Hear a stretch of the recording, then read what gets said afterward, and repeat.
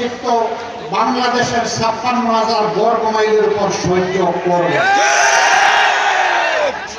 মহান আল্লাহ যদি আমাদেরকে সুযোগ দেন, সর্বপর্যায়ের দুর্নীতিকে মাটির নিচে আমরা গেড়ে দেওয়ার চেষ্টা করব। ভয় পেও না চাঁদাবাজ, ভয় পেও না তোমরা যারা দুর্নীতি করো, তোমরা ওই দেশের মানুষ।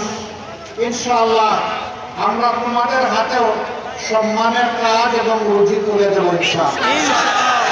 তোমরাও সেদিন গর্বের সাথে বাংলাদেশে বসবাস করবা। তোমাদেরকে অপমানিত করা হবে না, কারণ এই দেশকে আমরা ভালোবাসি, এদেশের মানুষকে আমরা ভালোবাসি। তোমরাও সেই মানুষের অংশ। হয়তো বা লোকের বশবর্তী হয়ে তোমরা কিছু খারাপ কাজ করে ফেলেছ, আল্লাহর দরবারে তওবা করবা, যার হক তার ফেরত দেওয়া, আর এরপরে ভালো হয়ে চলবা ইনশাআল্লাহ। প্রিয় দেশবাসী, আমরা কথা দিচ্ছি, বিচার আর টাকার বিনিময়ে বিক্রি হবে না। ন্যায় বিচার সকলের জন্য নিশ্চিত করা হবে। তার পেশা কি, বয়স কি, ধর্ম কি, আদালত এটা দেখবে না। আদালত দেখবে সে একজন ক্ষতিগ্রস্ত মানুষ কিনা, সে মজলুম কিনা। যদি ক্ষতিগ্রস্ত এবং মজলুম হয়, আদালত অবশ্যই তার পক্ষে রায় দেবে। আদালত দেখবে না কে প্রেসিডেন্ট আর কে প্রধানমন্ত্রী আর কে মন্ত্রী আর কে এমপি। আদালত দেখবে তিনি অপরাধ করেছেন কিনা। যদি তিনি অপরাধ করেন, প্রেসিডেন্ট হলেও তিনি অপরাধ, আর বিচার হবে। আমি আমাদের দিকে তাজা চোখ রাখার জন্য আপনাদেরকে অনুরোধ করব।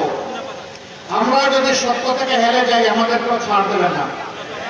বিশেষ করে সাংবাদিক বন্ধুদেরকে অনুরোধ করব, আপনারা ওয়াচ ডগ হিসেবে আমাদেরকে অত্যন্ত তীর্যকভাবে দেখবেন।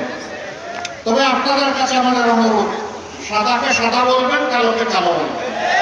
সাদার গায়ে কোনো কালো প্রলাপ লাগাবেন না এবং কোনো কালোকে গোপন করবেন না। তাহলে এই দেশ ভালো চলবে এবং আপনাদের অবদানের জন্য দেশবাসী আপনাদের কাছে কৃতজ্ঞ থাকবে।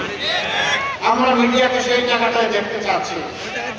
প্রিয় দেশবাসী, বগুড়ার জন্য কিছু কথা ছিল, আমরা জনসভায় বলে এসেছি। দোয়া করেন যে কথাগুলো বলেছি আমরা যেন রক্ষা করতে পারি। বিপুল সংখ্যক মায়েরা এখানে এসেছেন। এই সময়টা ঘর থেকে সাধারণত বের হওয়ার সময় না, এই সময় দুপুরের খাবার পোয়ার সামাল দেওয়ার সময়। তারা আল্লাহ তাআলার ভালোবাসা এখানে চলে এসেছেন। মহান মাবুদের দরবারে দোয়া করি, হে আল্লাহ, যারা তোমার ভালোবাসায় ঘর থেকে বের হয়ে এখানে এসেছেন, তুমি মেহরবানি করে তাদেরকেও ভালোবাসো।